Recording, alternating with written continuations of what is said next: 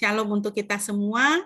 Kita mengucap syukur pada pagi hari ini kita boleh kembali mendapati hari Sabat Tuhan, penuh sukacita, penuh ucapan syukur untuk kasih sayang dan pemeliharaan Tuhan. Mari kita menghadap Tuhan dengan puji-pujian kita pada pagi hari ini. Kita menaikkan pujian dari Nafiri Rohani 48. Kita nyanyikan ayat 1 sampai dengan ayatnya yang ketiga. Tuhanku Yesus, Raja segenap alam, ilahi dan manusia. Hendak ku turut dan ku kasihi kau harta rohku yang baka. Tuhan kekasih jiwa kita, Tuhan harta kita, Tuhan begitu indah di dalam kehidupan kita. Mari kita memuji Tuhan bersama-sama.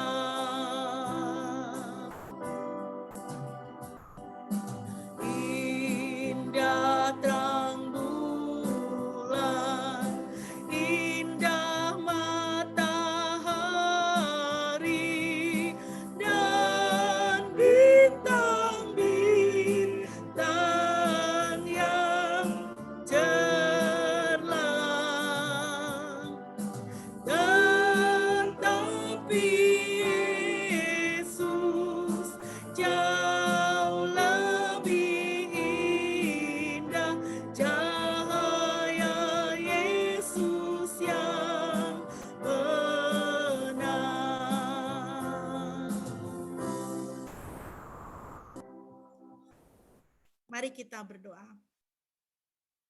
Tuhan, kami sungguh mengucap syukur Bapa di pagi hari yang indah ini kami boleh berkumpul kembali untuk kami mau beribadah kepadamu Tuhan. Sungguh Tuhan, Engkau indah di dalam kehidupan kami. Keindahan-Mu melampaui segala sesuatu. Oleh karena Engkau luar biasa Tuhan, kasih-Mu di dalam kehidupan kami, pemeliharaan-Mu di dalam kehidupan kami. Tuhan, di hari perhentian ini yang Tuhan sudah sediakan untuk kami Tuhan, kami mau memuji Engkau, kami mau menyembah Engkau Tuhan, kami mau menikmati kebenaran-kebenaran firman-Mu, kami mau supaya kami bisa mendengar suara Roh Kudus di dalam roh dan jiwa kami pada pagi hari ini, sehingga kami boleh semakin bertambah sukacita kami boleh semakin dikuatkan dan semakin setia di dalam mengikut Tuhan. Terima kasih Tuhan, terpujilah nama-Mu ya Bapa, di dalam nama Yesus. Saudara yang dikasihi Tuhan, ibadah kita pada pagi hari ini hanya boleh jadi di dalam nama Tuhan Tritunggal yang kudus, Bapa, Putra, dan Roh Kudus. Kasih karunia Tuhan menyertai kita sekalian. Haleluya.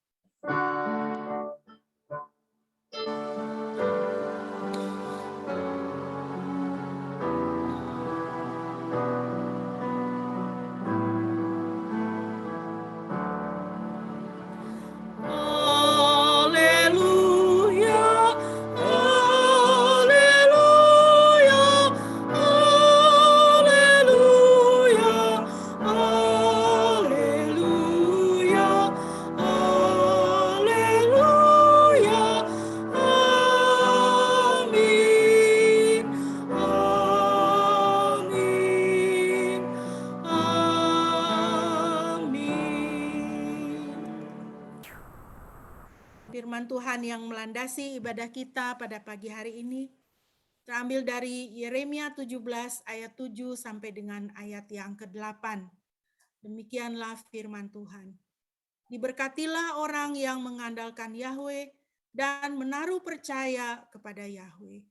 Sebab dia akan seperti pohon yang ditanam di dekat air, yang merambatkan akar-akarnya ke tepi aliran air, dan tidak akan takut ketika panas datang, dan daun-daunnya tetap hijau, yang tidak khawatir pada masa kekeringan, dan yang tidak akan berhenti menghasilkan buah. Demikianlah firman Tuhan. Saudara yang dikasihi Tuhan, firman Tuhan mengatakan kepada kita, diberkatilah orang yang mengandalkan Tuhan, yang menaruh percaya kepada Tuhan, yang mempercayakan diri dan kehidupan ke dalam tangan Tuhan. Begitu indah jika kita percaya dan mempercayakan hidup kita di dalam tangan Tuhan. Kita akan menjadi orang-orang yang semakin kuat, ya. Jiwa dan roh kita semakin kuat, dan kita akan menjadi orang-orang yang menghasilkan, ya.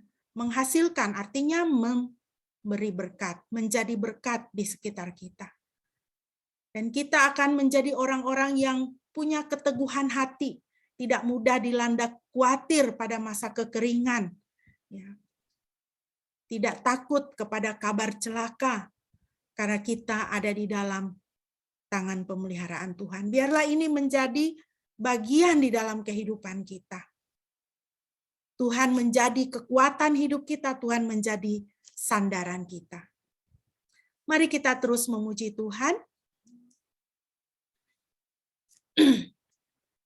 Kita bersama-sama memuji Tuhan dari Nafiri Rohani 208 ayat 1 dan ayatnya yang kedua. Tuhan yang menjadi sandaran kita, Tuhan yang menjadi kekuatan kita, Tuhan yang menjadi pemelihara kita adalah sahabat kita, dan biarlah Dia menjadi segala-galanya, Dia yang menjadi terindah di dalam kehidupan kita. Mari kita nyanyikan pujian ini bersama-sama.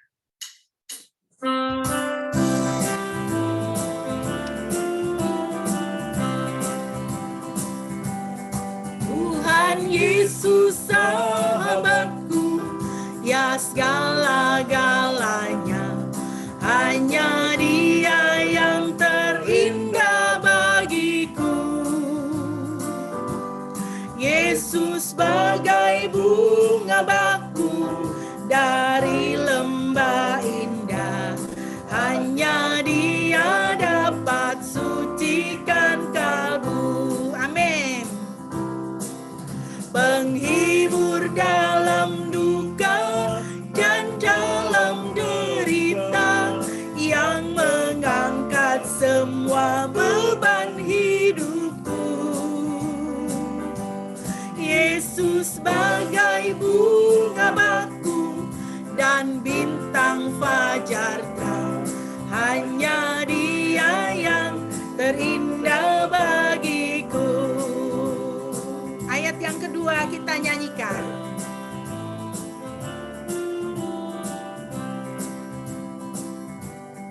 Tuhan Yesus yang menanggung segala dukaku, ku dikuatkan oleh kuasa-Nya. Ku tinggalkan semuanya dan mengikut Tuhan yang memberi sentosa dan perlindungan.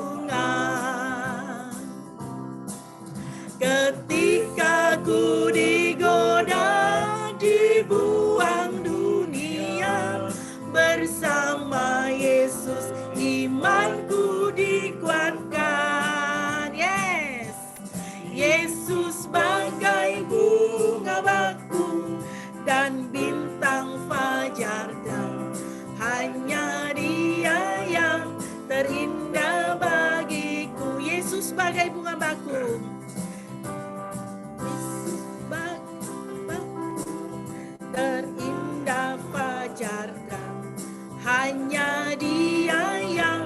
terindah bagiku. Hanya Dia yang terindah bagiku.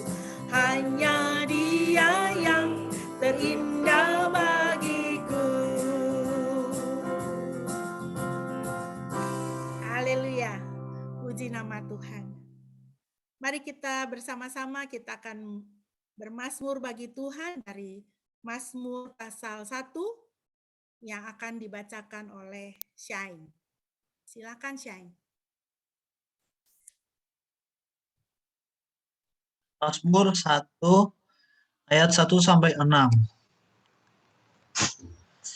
Diberkatilah orang yang tidak menuruti nasihat orang fasik, tidak mengikuti jalan orang berdosa, dan tidak berkumpul dalam lingkungan pencemooh.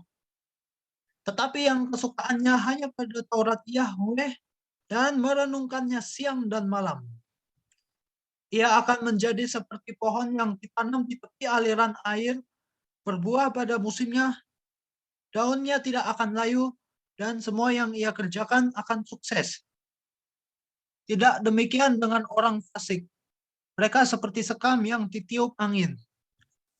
Oleh sebab itu, orang fasik tidak dapat bertahan dalam penghakiman. Demikian juga orang-orang berdosa dalam kumpulan orang benar. Sebab Yahweh mengenal jalan orang benar, tapi jalan orang fasik menuju kepada kebinasaan. Amin. Ya, terima kasih Shine. Puji nama Tuhan. Ya. Biarlah firman Tuhan ini, pujian ini, pemazmur yang ditulis oleh pemazmur boleh menjadi panduan di dalam kehidupan kita. Orang yang diberkati itu bukan orang yang sukses. Orang yang diberkati bukan orang yang mempunyai banyak uang atau berhasil dalam hidupnya. Tapi orang yang diberkati adalah orang yang hidupnya dekat dengan firman Tuhan. Demikianlah diajarkan oleh firman Tuhan kepada kita.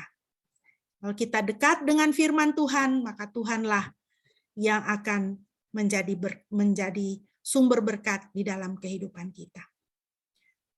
Bapak Ibu yang dikasihi Tuhan, mari kita akan bersama-sama mau merenungkan firman Tuhan. Sebelumnya kita akan kembali memuji Tuhan untuk mempersiapkan diri sebelum kita akan bersama-sama merenungkan firman Tuhan. Kita kembali memuji Tuhan dari Nafiri 208, kita nyanyikan ayat yang ketiga. Tuhan Yesus tidak akan meninggalkan aku.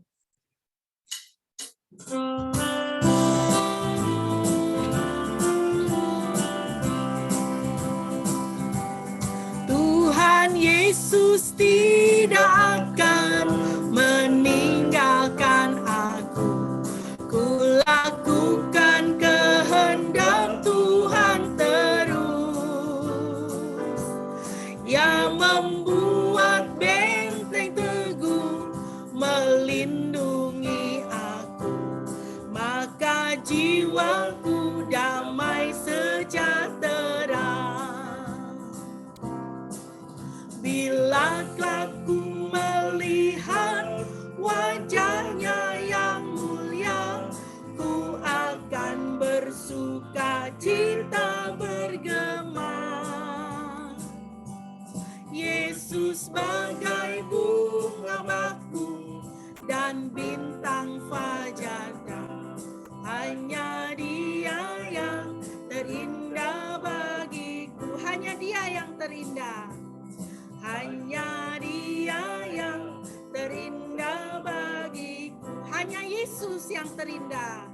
Hanya Yesus yang terindah bagiku.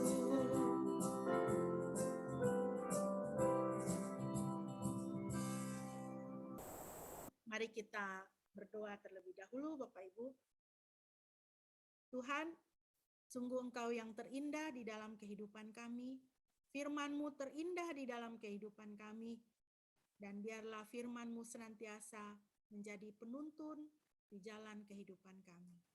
Terpujilah Engkau Tuhan Yesus, sahabat kami, yang mengasihi kami, yang melindungi kami, sumber berkat di dalam kehidupan kami. Haleluya, amin. Bapak Ibu yang dikasihi Tuhan, perenungan firman Tuhan bagi kita pada pagi hari ini terambil dari Injil Matius pasal 4 ayat 1 sampai dengan ayat yang ke-11. Matius pasal 4 ayat 1 sampai dengan ayat yang ke-11. Saya akan membacakan dari layar, namun saya mengajak Bapak Ibu Alkitabnya juga boleh siap di tempat supaya nanti kita bisa di dalam perenungan kita bisa kembali untuk melihat firman Tuhan di dalam Alkitab kita masing-masing ya. Baik. Matius pasal 1 pasal 4 ayat 1 sampai dengan ayat yang ke-11. Demikianlah firman Tuhan. Kemudian Yesus dipimpin oleh Roh ke padang gurun untuk dicobai oleh iblis. Setelah berpuasa 40 hari 40 malam, dia merasa lapar. Maka iblis datang kepadanya dan berkata, "Jika engkau adalah putra Elohim, perintahkanlah supaya batu-batu ini menjadi roti." Tetapi dia menjawab dan berkata, "Ada tertulis, manusia hidup bukan oleh roti saja, tetapi oleh setiap firman yang keluar dari mulut Tuhan." Kemudian iblis membawa dia ke kota kudus dan menempatkannya di atas puncak bait suci. Lalu ia berkata kepadanya, "Jika engkau putra Elohim, jatuhkanlah dirimu ke bawah, karena ada tertulis bahwa dia akan memerintahkan para malaikatnya bagimu, dan mereka akan menatang engkau di atas tangannya, agar jangan kakimu membentur batu." Yesus berkata kepadanya, "Telah tertulis pula, janganlah engkau mencobai Tuhan Elohimmu." Iblis pun membawa dia ke sebuah gunung yang sangat tinggi dan menunjukkan kepadanya semua kerajaan dunia beserta kemuliaannya. Dan ia berkata kepadanya, "Aku akan memberikan semua ini kepadamu jika engkau sujud menyembahku." Maka Yesus berkata kepadanya, "Enyalah hai setan, sebab ada tertulis, engkau harus menyembah Tuhan Elohimmu, dan hanya kepadanya lah engkau harus beribadah." Lalu iblis meninggalkan dia, dan lihatlah para malaikat datang dan melayani dia. Demikianlah firman Tuhan. Yang berbahagia adalah setiap kita yang mendengar dan menjadi pelaku firman di dalam kehidupan kita. Amin. Bapak, Ibu, dan Saudara yang dikasihi Tuhan, pada pagi hari ini berdasarkan pembacaan kita dari Injil Matius pasal 4 ayat 1 sampai 11 tadi, tema perenungan firman Tuhan saya berikan adalah menang atas pencobaan. Bapak Ibu, selama hidup kita di dunia pasti akan mengalami pencobaan. Itu sudah bagian di dalam kehidupan kita. Pasti kita akan mengalaminya. Mengapa kita mengalami pencobaan? Karena gaya hidup dan nilai-nilai Alkitab akan selalu bertabrakan dengan dunia ini. Ya. Mengapa kita mengalami pencobaan? Karena kita anak Tuhan. Kita mengikuti nilai-nilai Alkitab. Kita mengikuti nilai-nilai firman Tuhan. Nilai-nilai firman Tuhan, nilai-nilai Alkitab itu selalu bertabrakan dengan dunia ini. Tidak sesuai dengan jalan dunia ini. Maka kita akan mengalami pencobaan. Pencobaan itu datang untuk menguji kita, apakah kita ini setia kepada nilai-nilai Alkitab. Pencobaan itu datang untuk bertanya kepada kita, untuk menguji kita, apakah kita mau setia kepada Tuhan atau tidak. Kita mau menjadi manusia rohani atau tidak. Ya. Seorang pengkhotbah yang sangat terkenal, seorang hamba Tuhan yang sangat dipakai Tuhan, bernama Charles Spurgeon, dia berkata, "Wahai orang Kristen, jika kamu dunia ini bukan sahabatmu. Jika kamu bersahabat dengan dunia ini, pasti kamu bukan sahabatnya Tuhan. Jadi dunia dengan kita, anak-anak Tuhan, itu akan selalu bertentangan. Dunia dengan nilai-nilai firman Tuhan itu akan selalu bertentangan. Kalau kita tidak bertentangan dengan dunia ini, pasti kita bertentangan dengan Tuhan. Kalau kita sejalan dengan Tuhan, pasti kita akan bertentangan dengan dunia ini. Sesederhana itu. Jadi jangan kaget kalau kita mengalami pencobaan. Nah, ada dua jenis pencobaan. Yang pertama, yang timbul dari dalam hati pikiran kita karena kedagingan kita. Ya. Kita melihat teman kita mempunyai sesuatu yang lebih, kita iri hati, ya. Kita, aduh, saya kok kepingin ya punya seperti dia gitu. Ya. Saya kok kepingin punya apa yang dia miliki gitu. Lalu bagaimana caranya untuk mendapatkannya? Lalu ada pencobaan di situ ya. Pencobaan karena keinginan untuk mendapatkan apa yang tidak kita miliki. Timbul dari dalam hati pikiran karena masih ada kedagingan kita. Martin Luther mengatakan kedagingan itu ya di dalam hidup kita itu seperti balok kayu yang hanyut di sungai. Jadi dia tuh timbul tenggelam. Si kedagingan itu. Kadang dia timbul, kadang dia tenggelam, ya. Kadang dia datang, ya. Kalau kita hajar dia dengan firman Tuhan, kita hadapi dia dengan firman Tuhan, dia akan tenggelam begitu ya. Tapi selama kita masih hidup di dalam kemah dunia ini badan kita, fisik kita yang terbatas dan lemah ini, kedagingan itu akan berusaha untuk menguasai kita. Sehingga dia bisa mendukung itu pencobaan yang timbul dari hati dan pikiran kita. Jenis pencobaan yang kedua itu datang dari luar, dari lingkungan, dari godaan si jahat, ya, dari ajakan teman untuk melakukan hal yang tidak baik. Wah, semua orang sepertinya melakukan seperti itu. Semua orang melakukan korupsi. Korupsi sudah menjadi budaya. Perceraian menjadi budaya. Ya. Pamer kekayaan menjadi budaya. Ya. Di media sosial, artis-artis, orang-orang ternama pamer kekayaannya. Wah, itu sepertinya sudah menjadi budaya. Lalu kita pun dicobai, ya. Kita pun digoda untuk, wah, saya punya apa yang saya bisa pamer nih, begitu ya. Secara zaman sekarang ini kan zamannya narsis gitu ya. Orang berlomba-lomba untuk narsis, untuk eksis gitu ya. Untuk menampilkan dirinya. Jadi anak Tuhan bisa mengalami pencobaan di situ ya. Dari lingkungan, dari godaan si jahat, dari yang di luar kita ya. Nah, Bapak Ibu yang dikasihi Tuhan, di dalam perikop yang kita baca, tadi kita membaca tentang pencobaan yang dialami oleh Tuhan Yesus. Jadi setelah kita melihat satu peristiwa di mana Tuhan Yesus dibaptis sebagai satu permulaan persiapan pelayanannya, kemudian kita melihat di sini apa yang dialami oleh Tuhan Yesus ketika dia menyendiri di padang gurun ya.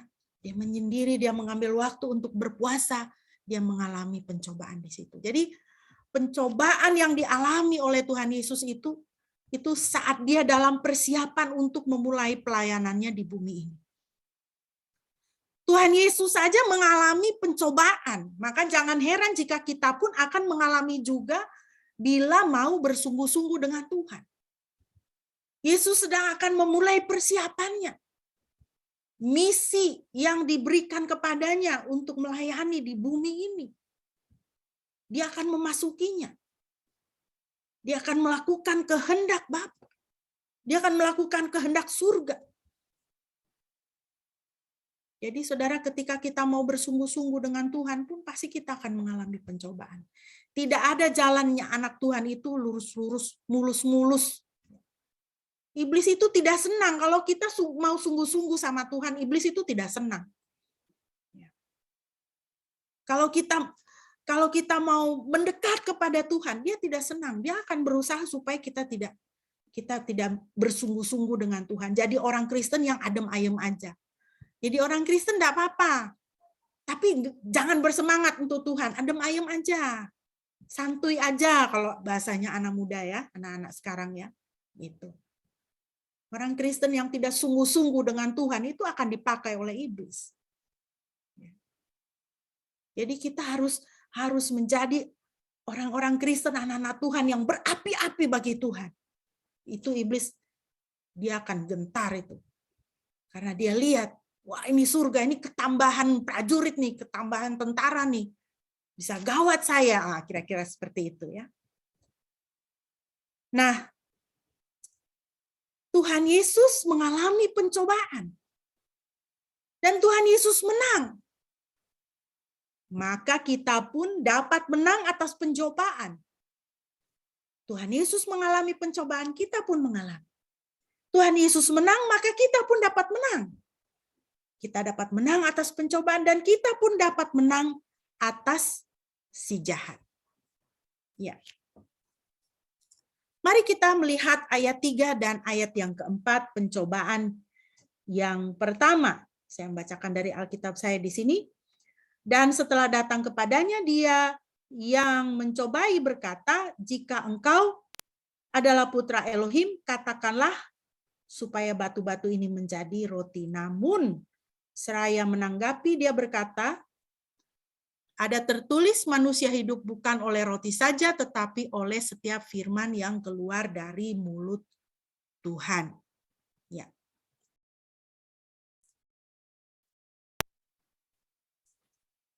Nah, Bapak Ibu yang dikasihi Tuhan, pencobaan pertama adalah agar Tuhan Yesus menggunakan kuasanya yang ada padanya untuk melakukan tugas pelayanannya, ya, untuk memenuhi kebutuhan fisiknya.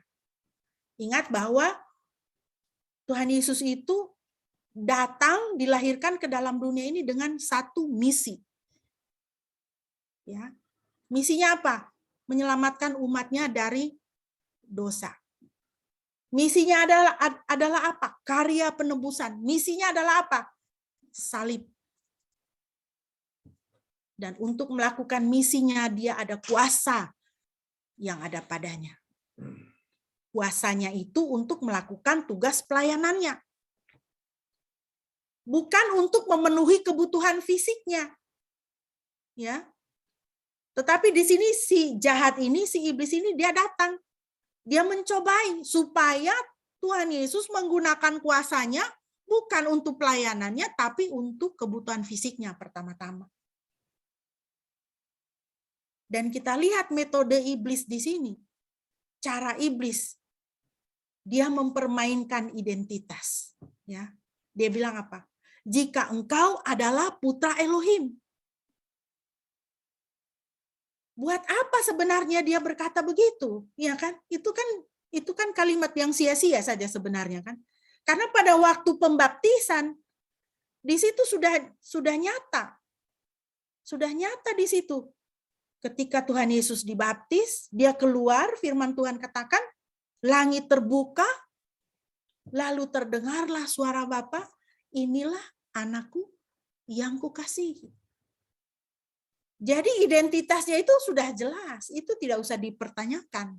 Tapi itulah iblis itu, dia mempermainkan dia. Jika engkau adalah putra Elohim, katanya. Dia mendatangkan keraguan, dia mau bujuk supaya menjadi ragu. Ya. Dia katakan apa? Jika engkau adalah putra Elohim, perintahkanlah supaya batu-batu ini menjadi roti. Memangnya kalau Tuhan Yesus tidak memerintahkan batu ini menjadi roti, dia bukan putra Elohim. Ya kan? Kan tidak begitu. Jadi lihat ya, iblis ini mempermainkan identitas dan dia membujuk untuk menyalahgunakan kekuasaan.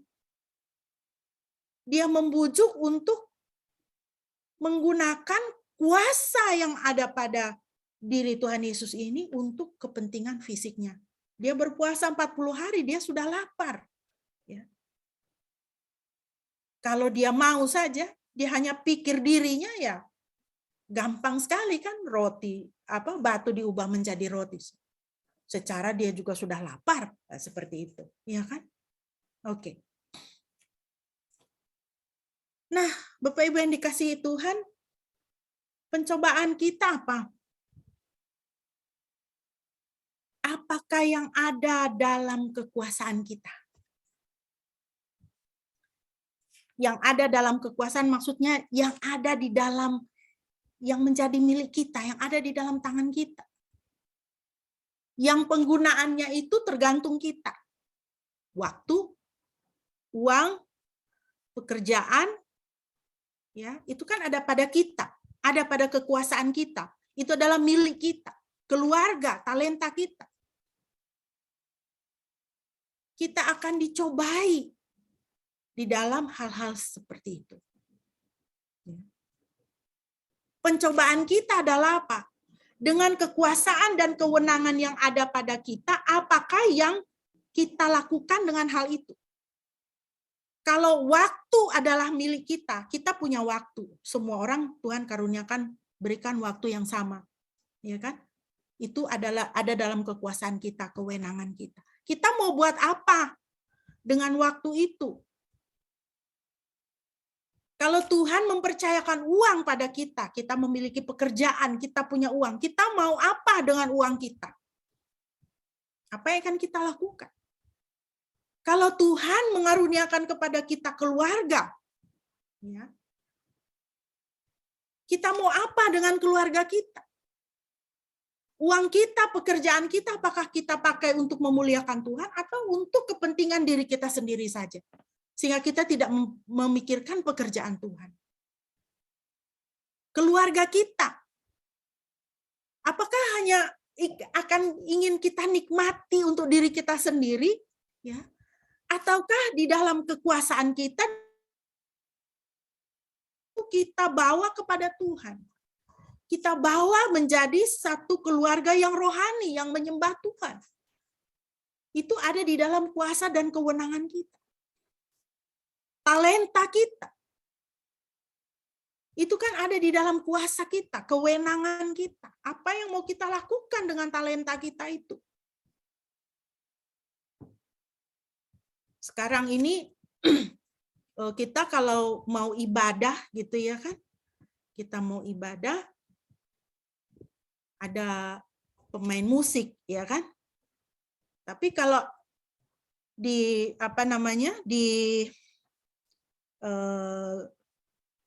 teknologi ini kan sudah canggih gitu kan. Bisa saja kita tinggal klik di Google misalnya begitu, kita mau pilih lagu apa, dia sudah menyediakan musiknya, syair lagunya, ya kita tinggal klik tekan tombol lalu kita nyanyi aja ikut, sudah ada di situ, ya kan?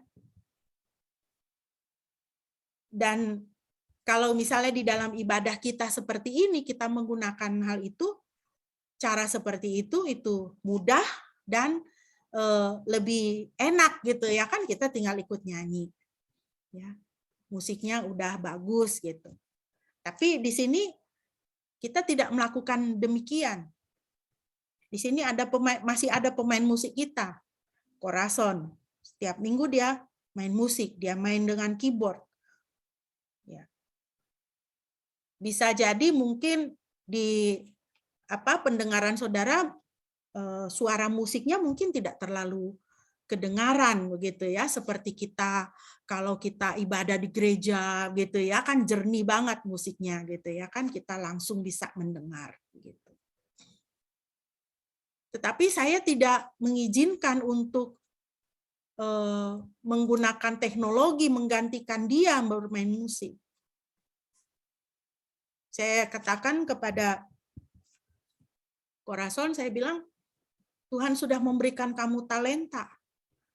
untuk kamu bisa bermain musik. Dan Tuhan sudah memberikan fasilitas untuk kamu belajar, sehingga kamu bisa mengembangkan talenta kamu itu. Belajar musik. Dipakai. Pakai untuk melayani Tuhan.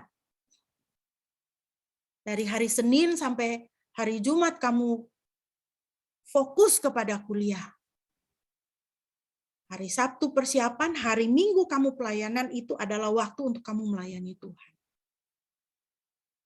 Pakai talenta, ya. Jangan serahkan semuanya kepada teknologi. Karena Tuhan mau supaya kita menyembah Dia. Tuhan mau supaya kita manusia ini yang melayani Dia.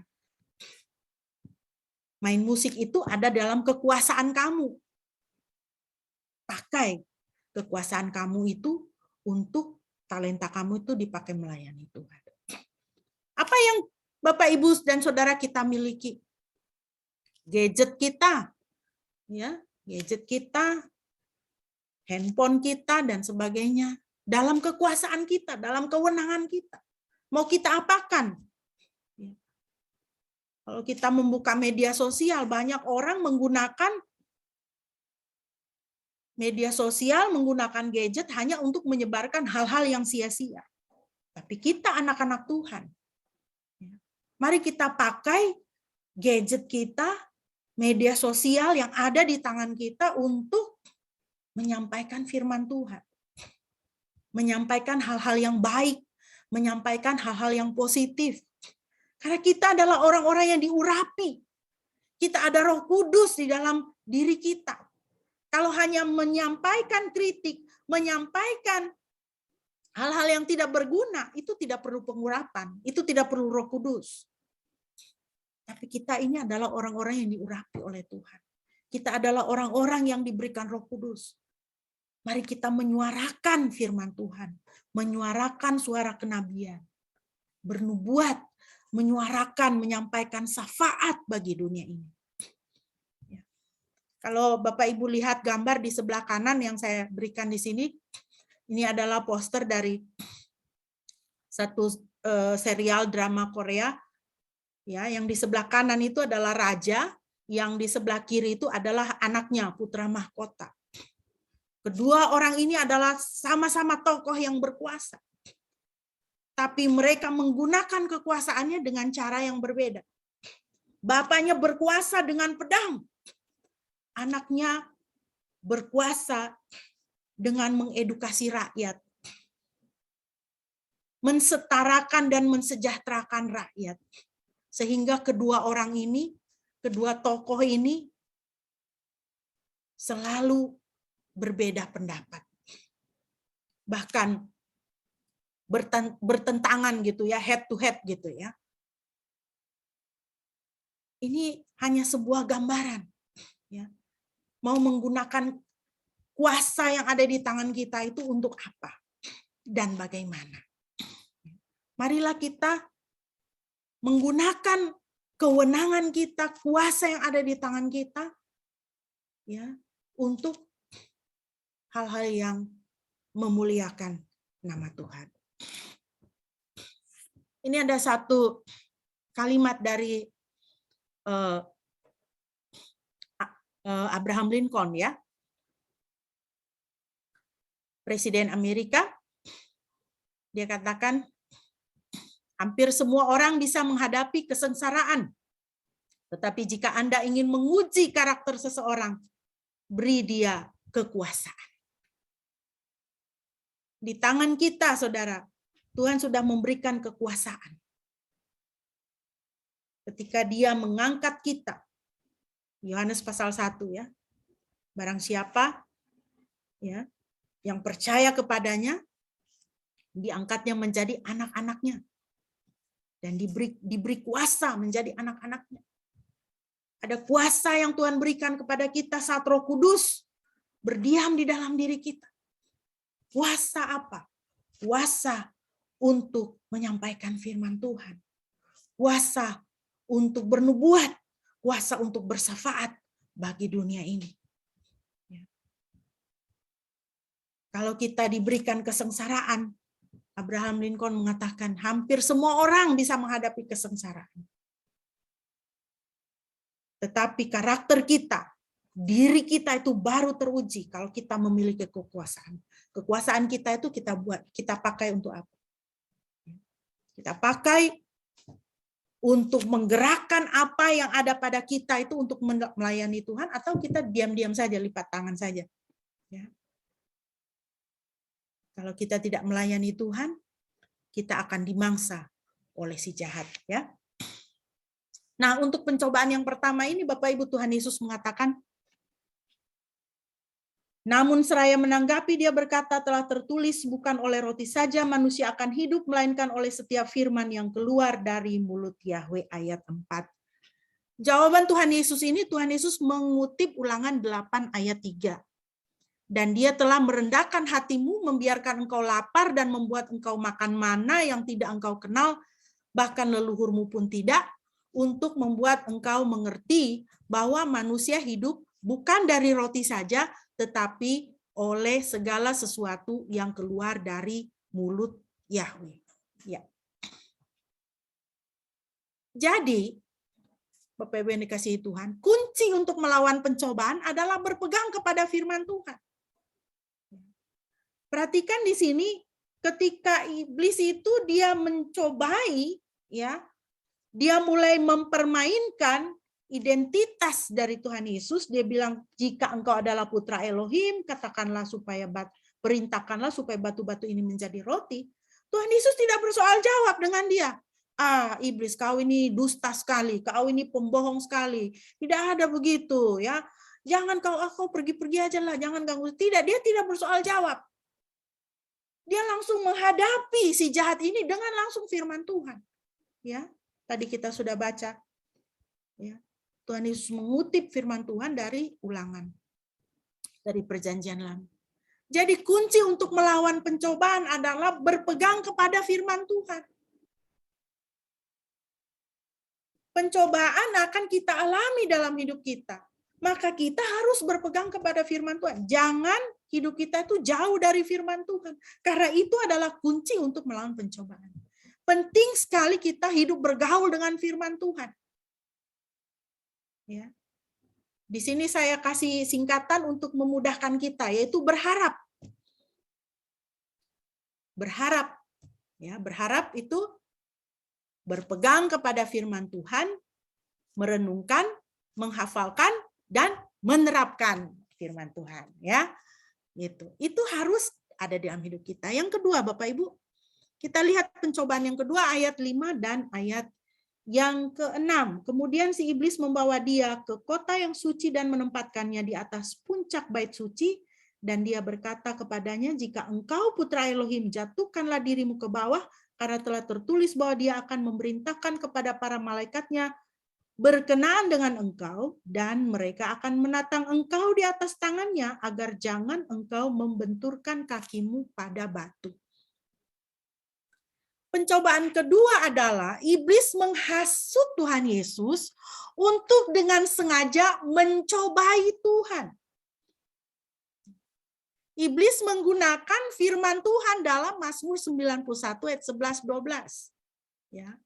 Sebab dia akan memerintahkan para malaikatnya kepadamu untuk menjaga engkau di sepanjang jalanmu. Mereka akan menatang engkau di tangannya supaya kakimu tidak terantuk batu. Lihat ya, iblis itu licik. Dia juga tahu firman Tuhan. Jadi dia permainkan, dia pakai, ya. Makanya kita itu memang tidak ada pilihan lain untuk anak-anak Tuhan itu untuk sungguh-sungguh dekat dengan firman Tuhan dan mengenal firman Tuhan itu. Ya. Ya. Perhatikan Bapak Ibu. Iblis menggunakan Mazmur 9 ayat dari Mazmur 91. Nah, konteks Mazmur 91 adalah jaminan perlindungan bagi orang yang berlindung pada Tuhan. Tetapi iblis memakainya untuk mempermainkan Tuhan Yesus pada waktu itu. Itulah sebabnya Yesus menegur iblis dalam Matius 4 ayat yang ke-7. Yesus berkata kepadanya, lagi ada tertulis, janganlah kamu mencobai Yahweh Elohimmu. Tuhan Yesus memakai referensi dari Ulangan 6 ayat 16. Ulangan 6 ayat 16 dan seterusnya itu menceritakan tentang peristiwa di Masa dan Meriba. Ini ringkasnya saya kasih 3 ayat saja jalan ceritanya. Jadi orang Israel sudah keluar dari tanah Mesir, ya. Dan sekalipun mereka melihat kedahsyatan Tuhan membelah Laut Merah dan menyelamatkan mereka dari kejaran Firaun pada waktu itu, mereka tetap bersungut-sungut kepada Tuhan. Sehingga kemudian mereka marah-marah pada waktu itu, ya. Mereka marah-marah, mereka bersungut-sungut, mereka marah-marah kepada Musa, mereka bersungut-sungut, mereka marah-marah kepada Tuhan juga bersungut-sungut, ya. Nah, dalam Ulangan 6 ayat 16 firman Tuhan katakan di situ, janganlah kamu mencobai Yahweh Elohimmu seperti kamu mencobai Dia di Masa. Ini ayat yang dipakai menjadi referensi Tuhan Yesus untuk menjawab godaan iblis yang kedua. Apa yang terjadi? Peristiwanya itu di Keluaran 17. Pada waktu itu, bertengkarlah umat itu dengan Musa dan berkata, berilah kami air, maka kami minum. Ya. Jadi sudah dikeluarkan dari tanah Mesir, ribut. Sudah dilepaskan dari Firaun dan orang Mesir, ribut. Sudah sudah dibelah laut itu supaya mereka bisa lolos, ribut, ya, bersungut-sungut, ngamuk-ngamuk. Bertengkarlah umat itu dengan Musa dan berkata, berilah kami air, maka kami minum. Haus sedikit saja sudah ngamuk-ngamuk, ya. Susah sedikit udah ngamuk-ngamuk, menggerutu. Dan berkatalah Musa kepada mereka, mengapa kamu bertengkar denganku? Mengapa kamu mencobai Yahweh? Keluaran 17 ayat 7. Dan dia menyebut nama tempat itu Masa dan Meriba oleh karena pertengkaran Bani Israel dan oleh karena pencobaannya terhadap Yahweh dengan mengatakan, apakah Yahweh ada di tengah-tengah kami atau tidak? Waduh, seram ya Bapak Ibu ya. Mereka haus, mereka ngamuk sama Musa. Ya, kau bawa kami ke sini supaya kami mati kah di padang gurun? Berilah kami air supaya kami minum. Ya, bukan saja mereka ngamuk kepada Musa, tapi mereka pun ngamuk kepada Tuhan. Apakah Tuhan itu ada di tengah-tengah kami apa tidak sih? Itu. Ya. Nah, next. Bapak Ibu, ini jadi kita bisa mengerti di sini, hal mencobai Tuhan itu adalah hal apa? Itu adalah hal keraguan, ketidakpercayaan pada pemeliharaan Tuhan. Ya. Hal mencobai Tuhan itu berarti apa? Mempertanyakan kehadiran dan kedaulatan Tuhan dalam kesesakan kita. Ketika kita mengalami sesuatu yang susah sedikit, kita marah, kita menghakimi Tuhan. Itu namanya mencobai Tuhan. Ya. Itu berkata kepada Tuhan, Tuhan tidak berkuasa memelihara hidup saya.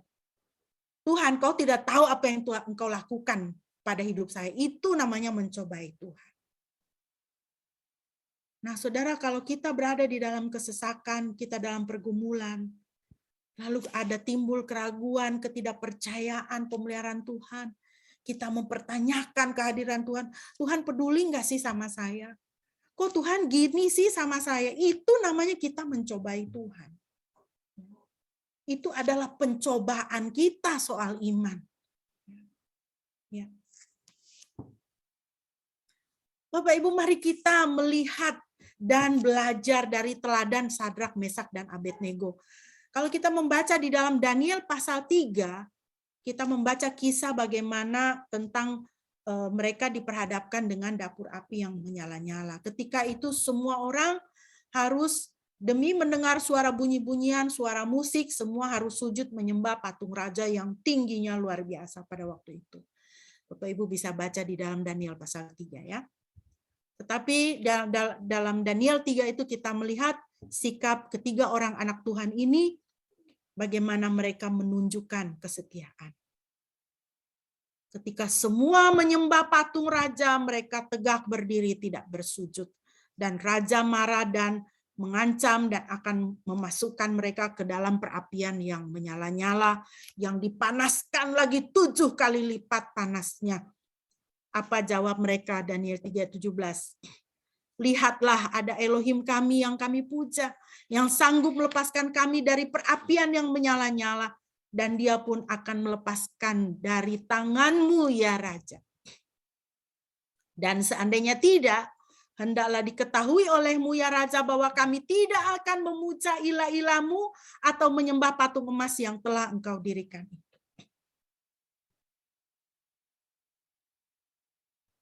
Sadrak, Mesak, dan Abednego mengalami tantangan untuk iman mereka. Mengalami kesesakan untuk iman mereka. Tapi mereka tidak ragu. Mereka tidak berkeming. Mereka katakan, Tuhan, kalau kau Raja memasukkan kami ke dalam perapian yang menyala-nyala itu, Tuhan akan melepaskan kami. Di tengah-tengah kesesakan mereka, mereka percaya kepada Tuhan. Mereka tidak meragukan Tuhan sama sekali. Di tengah-tengah ancaman terhadap nyawa mereka, mereka tetap yakin akan kedaulatan Tuhan. Mereka tetap yakin akan kuasa Tuhan untuk melepaskan mereka. Dan lebih hebat lagi, ayat 18. Seandainya pun Tuhan tidak melepaskan kami dari perapian itu. Kalau Tuhan yang berkuasa, yang kuasanya itu lebih hebat daripada engkau, ya Raja, dia tidak melepaskan kami. Kami pun tidak akan menyembah patung. Saudara, ini adalah sikap mental yang harus dimiliki kita anak Tuhan. Ya, percaya penuh kepada Tuhan. Bersandar penuh kepada Tuhan, yakin kepada Tuhan, ya dan amin kepada Tuhan. Ya. Supaya kita tidak mencobai Tuhan. Firman Tuhan katakan, jangan kamu mencobai Tuhan. Ya. Jangan kamu meragukan dia. Ya, selanjutnya. Yang ketiga, Bapak Ibu, mari kita lihat pencobaan yang ketiga, ayat 8 dan 9. Sekali lagi si iblis membawa dia ke sebuah gunung yang sangat tinggi dan menunjukkan kepadanya semua kerajaan dunia dan kemuliaannya. Dan dia berkata kepadanya, aku akan memberikan semua ini kepadamu jika engkau bersembah sujud kepadaku. Ini pencobaan yang ketiga. Pencobaan yang ketiga adalah untuk mendapatkan tahta kemuliaan dengan cara yang salah. Cara iblis adalah apa? Mengalihkan penyembahan kepada Tuhan. Ya, jadi yang harus disembah itu adalah siapa? Tuhan. Tetapi iblis itu caranya apa? Penyembahan itu dialihkan, bukan lagi kepada Tuhan, kepadaku. Sembahlah aku, katanya gitu ya. Supaya apa? Aku akan memberikan semuanya ini kepadamu. Kalau engkau bersembah sujud kepadaku, aku akan memberikan semuanya ini kepadamu. Kalau kita perhatikan baik-baik, ini lucu sebenarnya iblis ini. Apalagi kau berikan ini kepadaku. Kan ini semua ini milik Tuhan. Ya. Dunia ini, semuanya ini, alam semesta ini milik Tuhan. Ya. Betapa omong kosongnya iblis ini ya. Dia katakan ya, aku akan memberikan semuanya ini kepadamu kalau engkau bersembah sujud kepadaku. Lihat ya cara iblis itu. Iblis itu ingin supaya dia disembah, bukan Tuhan yang disembah. Ya. Sangat besar tipu dayanya dia ini. Penuh dengan omong kosong ya. Nah, cara iblis itu mengalihkan penyembahan. Ya. Tapi cara Tuhan itu adalah apa? Jalan salib. Jalan penderitaan. Mau tahta, mau kemuliaan, jalan salib. Mau tahta, mau kemuliaan, harus melalui jalan penderitaan. Bukan menyembah kepada iblis. Supaya kamu bisa dimuliakan, tidak. Mau mulia, mau tahta, ikut cara Tuhan, adalah jalan penderitaan. Ya. Jalan salib Kristus Kita bisa baca dalam Filipi 2 ayat 7-11. Dia sudah mengosongkan dirinya sendiri dengan mengambil rupa seorang hamba agar berada dalam keserupaan manusia. Dan supaya didapati dalam pola seperti manusia, dia sudah merendahkan dirinya sendiri dengan menjadi taat sampai pada kematian. Bahkan kematian di kayu salib. Oleh karena itu pula Elohim telah meninggikan dia dan menganugerahkan kepadanya nama itu yang di atas segala nama, supaya di dalam nama Yesus setiap lutut yang surgawi dan duniawi dan yang di bawah bumi akan bertelut, dan setiap lidah mengaku bahwa Yesus Kristus adalah Tuhan bagi kemuliaan Elohim Bapa. Ini jalan yang harus Yesus ambil untuk menuju kemuliaannya. Yaitu apa? Merendahkan dirinya sendiri, taat sampai mati di atas kayu salib. Firman Tuhan katakan, kalau dia sudah menjalani via dolorosa itu, jalan sengsara itu sampai kepada kematian. Firman Tuhan katakan, Elohim meninggikan dia, menganugerahkannya nama itu. Nama apa? Nama yang spesial itu, nama yang hebat itu, di atas segala nama. Nama di atas segala nama. Dan setiap lutut yang ada di surga, di dunia, yang ada di bawah bumi, semua bertelut. Semua lidah mengaku meninggikan Yesus Kristus adalah Tuhan. Ya. Bapak Ibu, pencobaan kita adalah apa di sini? Soal ketekunan dan panjang sabar. Maukah kita menempuh jalan yang sulit untuk tetap melakukan yang benar? Maukah kita tetap bertahan, tabah di dalam kebenaran, walaupun situasi pertentangan di sekitar kita itu begitu kuat? Maukah kita tetap hidup kudus di tengah-tengah lingkungan yang tidak kudus? Gampang? Tidak. Sengsara? Iya. Ketika orang mendapatkan hasil begitu banyak dengan cara yang salah, sedangkan kita mendapatkan hasil yang sedikit karena cara yang benar. Mau bertahan? Maukah kita tetap setia? Ya. Kalau dulu zaman saya masih SMA dulu kan, itu heboh itu kan ada joki UMPTN itu kan. Ujian masuk perguruan tinggi negeri, ada joki-jokinya. Kalau mau masuk perguruan tinggi negeri, saya malas belajar, ya kan? Saya pokoknya mau gampang, saya bayar orang. Suruh dia yang ikut ujian. Atas nama saya. Dia lulus, saya bisa masuk perguruan tinggi, enggak usah ujian. Saya tinggal bayar, ya kan? Itu cara yang gampang. Mau enggak tempuh cara yang sulit, cara yang benar untuk masuk lewat ujian? Kalau zaman sekarang ini di tengah pandemi ini kan belum lama kemarin polisi menangkap ada joki vaksin kan? Ada orang enggak mau divaksin, dia bayar joki, dia bayar orang, kau aja yang divaksin. Aku enggak mau divaksin, tapi aku mau masuk mall. Aku mau naik pesawat, tapi aku enggak mau divaksin, kau aja yang divaksin. Malah ada joki itu sampai berapa kali dia, 6 ke 7 kali itu dia udah divaksin, vaksin tahap pertama. Luar biasa, nggak tahu tuh rusak mungkin badannya jadinya. Ya mudah-mudahan lah tetap sehat. Kasihan. Tapi ya itulah dunia kita, ya kan? Dunia kita tuh mengajarkan cara yang gampang, ya, cara yang gampang untuk mendapat kemuliaan, cara yang gampang untuk mendapatkan tahta. Nah, ini tantangan, ini pencobaan untuk anak-anak Tuhan. Mau tetap setia tidak? Menempuh jalan yang sulit untuk melakukan yang benar. Ya. Sekali lagi kita bisa belajar dari Tuhan Yesus kunci melawan pencobaan. Ya.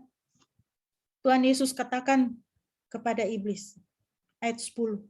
Kemudian Yesus berkata kepadanya, "Enyalah hai Satan, sebab telah tertulis engkau harus menyembah Yahweh Elohimmu, dan kepadanya sajalah engkau harus beribadah." Ayat 11. Lalu si iblis meninggalkan dia, dan lihatlah para malaikat datang menghampiri dan melayani dia. Jadi kunci untuk melawan pencobaan Bapak Ibu seperti yang dikatakan dalam Yakobus juga. Yakobus 4 ayat 7 dan 8. Oleh karena itu tundukkanlah dirimu kepada Elohim. Lawanlah si iblis, maka dia akan melarikan diri daripadamu. Lawan, jangan takut. Ya, saya katakan kepada anak-anak pemuda, ketika temannya di kos ada yang kerasukan, jangan kamu lari, kamu lawan ya.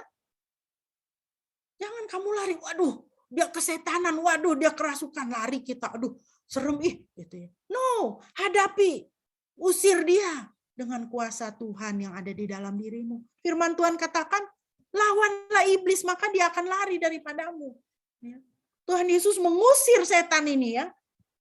Enyalahai Satan. Lalu dia pergi. Yakobus 4 ayat 8, mendekatlah kepada Elohim dan dia akan mendekat kepadamu. Basuhlah tanganmu, hai orang-orang berdosa, dan bersihkanlah hatimu, hai orang-orang yang bimbang. Jaga kekudusan hidup. Ya. Jaga kekudusan hidup kita. Supaya kita bisa mempunyai kekuatan untuk melawan dan mengusir si jahat itu. Kalau kita masih bermain-main dengan dosa, kita menghadapi iblis. Iblis bilang, hei, kau mau usir saya. Saya kan tahu kau ini begini, kau kemarin begitu. Apa kau ini? Jadi kita harus bersungguh-sungguh, dekat kepada Tuhan, jaga kekudusan hidup dan lawan iblis, maka iblis akan lari daripadamu.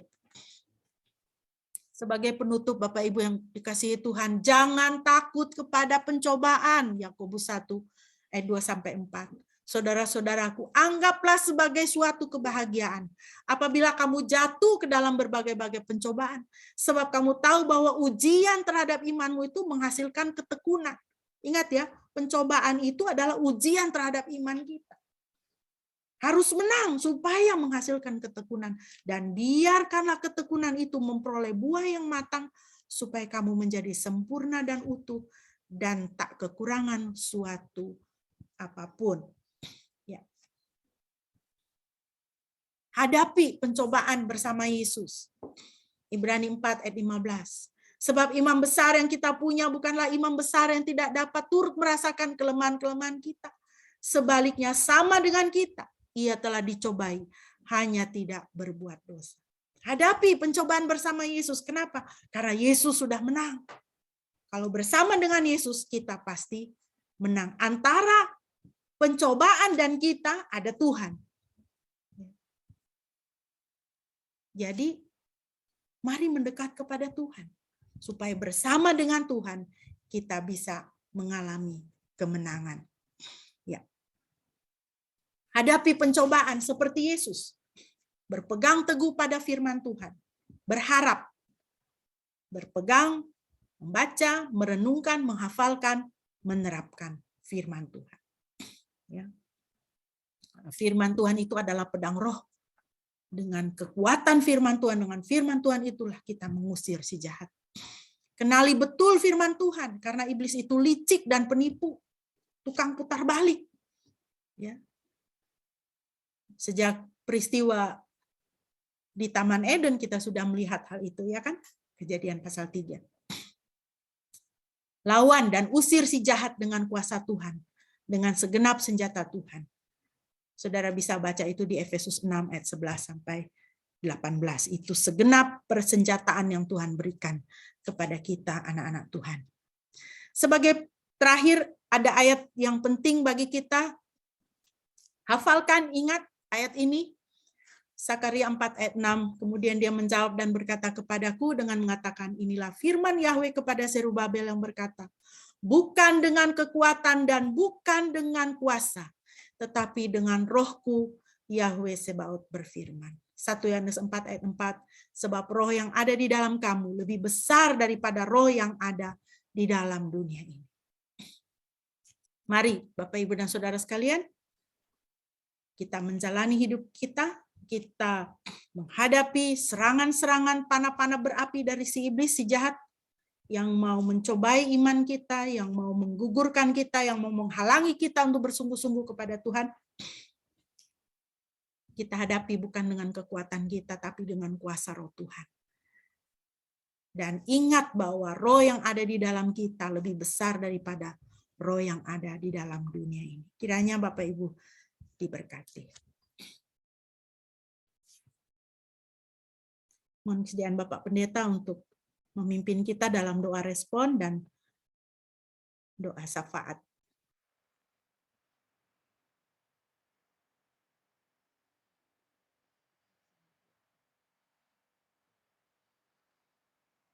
Mari kita berdoa.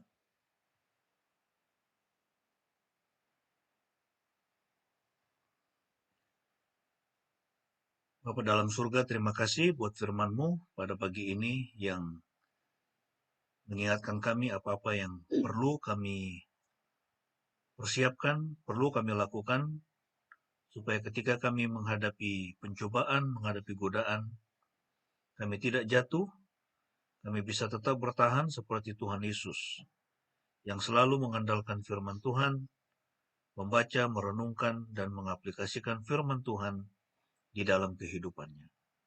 Kerjakanlah firman ini Tuhan di dalam kehidupan kami, sehingga di sepanjang kehidupan kami boleh senantiasa menjadi orang-orang pemenang.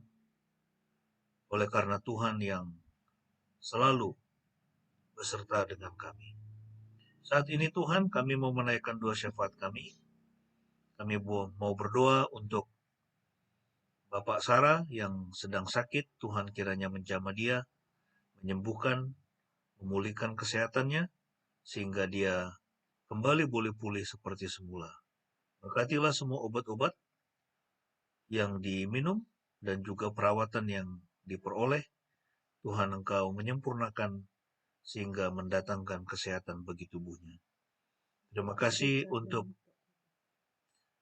kami juga mau berdoa untuk Pak Richard dan juga Ito yang terkena COVID di Malang.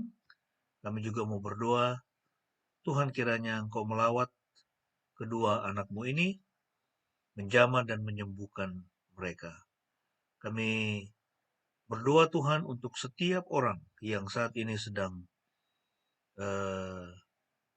bergumul dan berjuang untuk sembuh dari COVID, khususnya varian Omikron yang begitu cepat menular. Kami berdoa Tuhan Engkau memberikan kesembuhan kepada mereka, dan juga untuk setiap rumah sakit yang ada di seluruh Indonesia. Kami berdoa Tuhan kiranya Tuhan memberkati agar dapat memberikan perawatan yang terbaik. Juga para dokter dan perawat supaya mereka juga dapat bekerja dengan maksimal, dan Tuhan kiranya melindungi mereka juga agar ketika mereka merawat orang yang sakit, mereka juga tidak terpapar dengan virus ini. Kami bersyukur untuk Ibu Debbie keluarga yang juga boleh sembuh dari COVID dan hasilnya sudah negatif kemarin.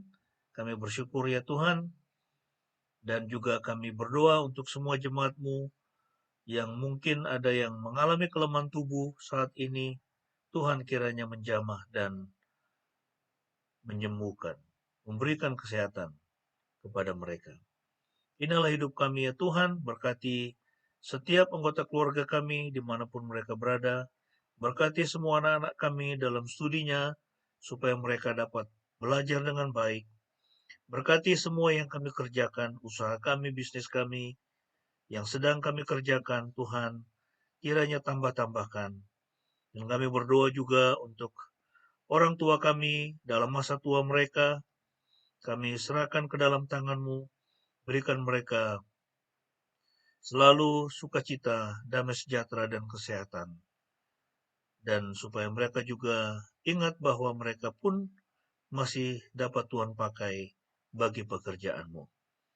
Terpujilah nama-Mu ya Tuhan, kami mengalaskan doa ini dengan doa Bapa kami sebagaimana yang diajarkan oleh Tuhan Yesus kepada kami. Mari kita naikkan bersama-sama. Bapa kami yang di surga, dikuduskanlah nama-Mu, datanglah kerajaan-Mu, jadilah kehendak-Mu di bumi seperti di surga. Berikanlah kami pada hari ini makanan kami yang secukupnya, dan ampunilah kami akan kesalahan kami, seperti kami juga mengampuni orang yang bersalah kepada kami. Dan janganlah membawa kami ke dalam pencobaan, tetapi lepaskanlah kami daripada yang jahat, karena Engkau yang punya kerajaan dan kuasa dan kemuliaan sampai selama-lamanya. Amin.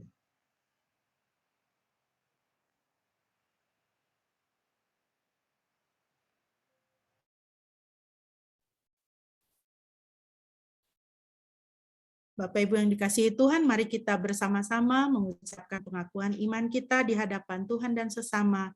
Marilah kita berkata demikian. Aku percaya kepada Yahweh Bapa Maha Kuasa, Khalik langit dan bumi, dan kepada Yesus Kristus, anaknya yang tunggal Tuhan kita, yang dikandung dari Roh Kudus, lahir dari anak darah Maria, yang menderita sengsara di bawah pemerintahan Pontius Pilatus, disalibkan, mati, dan dikuburkan, turun ke dalam kerajaan maut. Pada hari yang ketiga bangkit pula dari antara orang mati, naik ke surga, duduk di sebelah kanan Yahweh Bapa yang Maha Kuasa, dan akan datang dari sana untuk menghakimi orang yang hidup dan yang mati. Aku percaya kepada Roh Kudus, gereja yang kudus dan am, persekutuan orang kudus, pengampunan dosa, kebangkitan orang mati, dan hidup yang kekal. Amin. Bapak Ibu, kita akan mengakhiri ibadah kita pada pagi hari ini. Dan saya mengajak kita untuk kembali memuji Tuhan dengan pujian berikut. Biarlah pujian ini menjadi pengakuan kita di hadapan Tuhan, bahwa Tuhan adalah kekuatan kita, dan menjadi doa kepada Tuhan supaya Tuhan senantiasa menopang dan menolong kita di dalam keseharian kita, di dalam langkah kita mengikut Dia, supaya kita terus bersetia kepada Kristus. Mari kita naikkan pujian ini bersama-sama.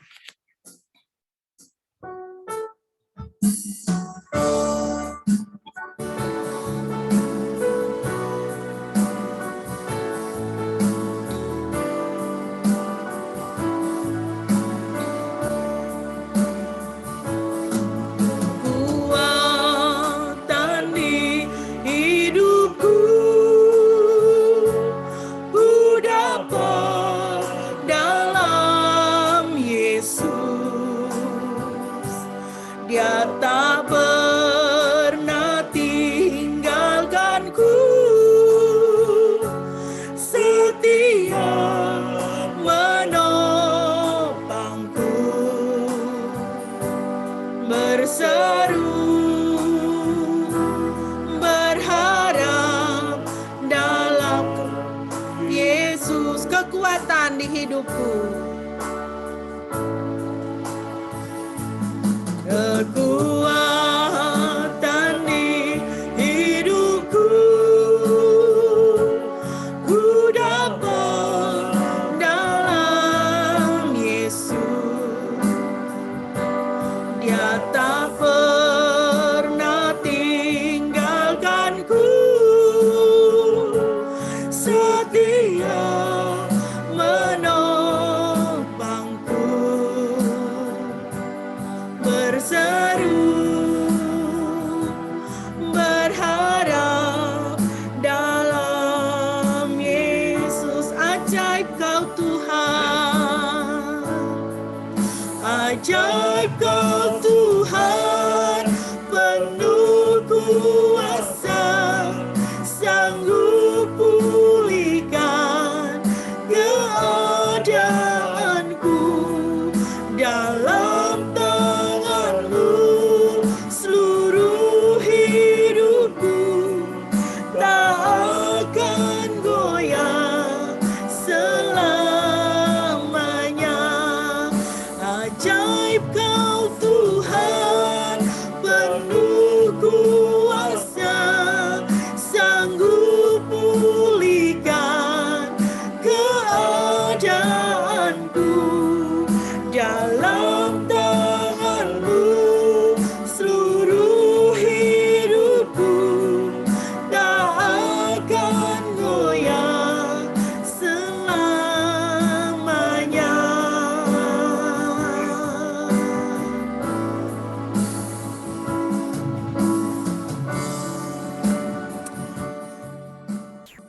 Mari kita berdoa. Tuhan, terima kasih, terpujilah nama-Mu Tuhan, kekuatan kami Tuhan, yang memelihara hidup kami dengan sempurna, tidak akan goyah untuk selama-lamanya. Terima kasih Tuhan. Kami mengklaim janji Tuhan di dalam Yohanes pasal 17, bahwa di dalam dunia ini kami dipelihara di dalam nama Bapa yang Maha Kudus. Terima kasih Tuhan. Sungguh hati kami bersyukur dan bersukacita untuk kebenaran ini. Terpujilah nama-Mu Tuhan. Bapak Ibu, terimalah berkat Tuhan.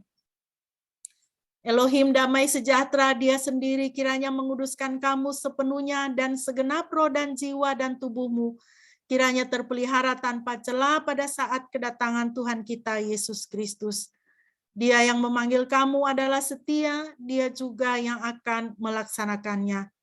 Anugerah Tuhan kita Yesus Kristus beserta kamu. Amin.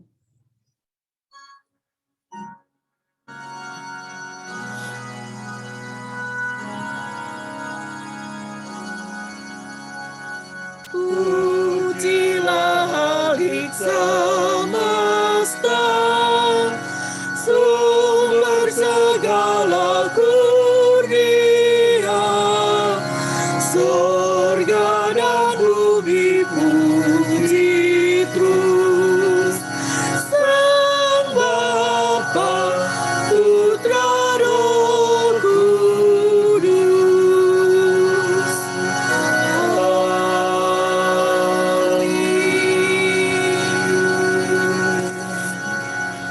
Mari kita bersaat teduh.